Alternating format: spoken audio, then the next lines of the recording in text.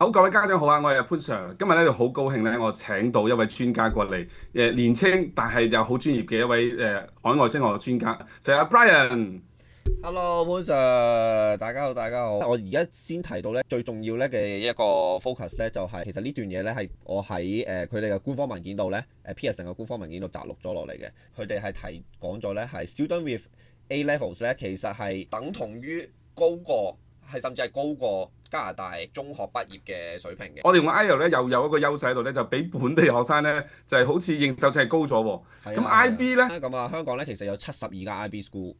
咁啊，美國有1921間啦，咁啊加拿大咧有382間。咁其實呢個數字咧係反映到啲咩呢？最自然直覺上咧就係反映到咧當地嘅家長同學生咧對於呢個 IB 課程嘅需求有幾熱切啦。係啊，係啊，係啊！我哋嚟緊有個 summer camp 咧，就係會可以俾學生到去大學裏邊咧，直情係有 professor 帶住啦，做下啲科學探索啦，咁啊俾學生家長即係俾學生感受一下，即係喺讀外國嘅大學係咩一回事啦。我諗我哋就約定咧3月22號嚇，我遲啲都會出個宣傳，你俾家長知道咧。我分析即知中學現況嘅時候咧，仲多埋你呢位專家過嚟咧，分析埋佢個出路。而今次就唔係再我自己喺本地紙上談兵啦，有埋你真係身處喺加拿大美國嗰邊咧，就睇到你嗰邊嘅現況。到時家長咧有咩問題咧，就記得咧 mark 低3月22號咧，咁就呢個日子咧，咁啊大家到時再見㗎啦。